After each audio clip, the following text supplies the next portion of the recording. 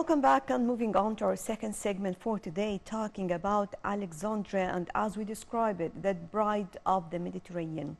The 26th of July marks the National Day of Alexandria, and we have many celebrations and festivities taking place in this beautiful city. Over the phone, we have Mr. Said Taha. He's a tourism expert. Hello. Good morning. Good morning, sir. So tell us more, first of all, about the celebrations of the National Day of Alexandria. Yeah.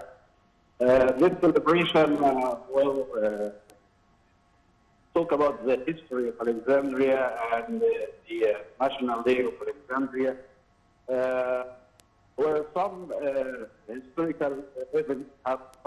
So in each governorate we have a national day, like, for example, in Egypt, Day is October yearly, and each governorate has a special national, as we have in Alexandria, Cairo. Both national days regarding some, events that have passed through the history. It has to say with the medieval history or modern history as well. Right. Talking about Alexandria, if we are going to describe it, we always say that Alexandria is the bride of the Mediterranean. Why we describe it like this? Hello? You will? Hello? Hello? Hello, I can hear you. I think it has to do with the network. Maybe you can move. Yeah, it is. Yes, move around. Pyramid area, not that right. But we can guess that you want to talk about the Alexandria history and historical sites in Alexandria as well. So we have too many historical sites in Alexandria. The majority of these historical sites dated back to the Greek Roman era in the history.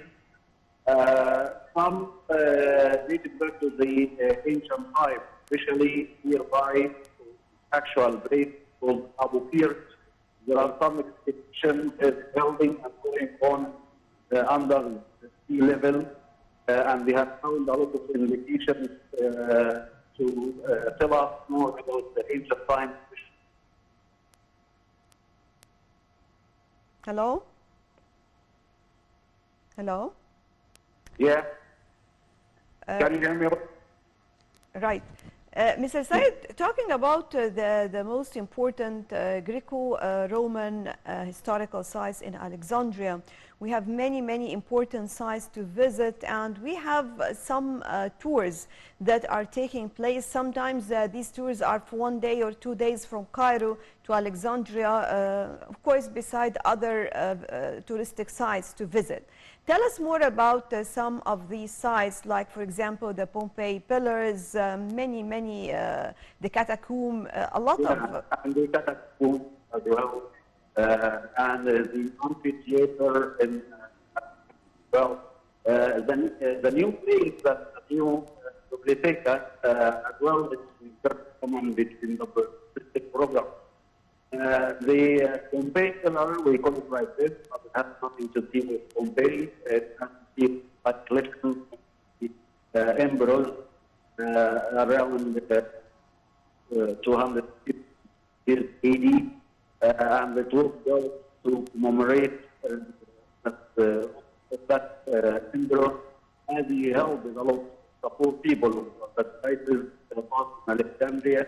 And when he opened the stores and gave corn and wheat for the poor people, that's why the priests in the Serapeum for that symbol held in Alexandria, or Serapis, he held this column to commemorate that event and to say that emperor is a kind one. He held the local. The catacomb in Alexandria is very renowned place and very important. it gives us a kind of indication about the combination between the ancient Roman and the ancient Egyptian. Because in this place we can find some places where buried people in coffins, ancient Egyptian tradition, and also a little niches, we call them eucalypt, where it contains niches of the people according to the Roman tradition. So it's very important historical site. Give us with the development and the progress start in architecture of the burial chamber in ancient Egyptian time through the Greco-Roman time as well. The amphitheater is a very important place as well, where those people, like the famous Sharon, held some speeches. As you know, that in Roman culture, give a speech to be elected by the people in the Senato. Senato, something like parliament nowadays. Sir, talking about Alexandria, and nowadays, of course, we have witnessed, or Alexandria witnessed also, many huge projects, mega projects that... Hello? Yeah. So I can hear you now. So I'm talking about the projects. Alexandria witnessed many mega projects all around. We have many developments that took place. Of course, the North Coast as well attracted a huge number of tourists visiting the North Coast. And definitely there can be a chance also to visit some of the important sites in Alexandria.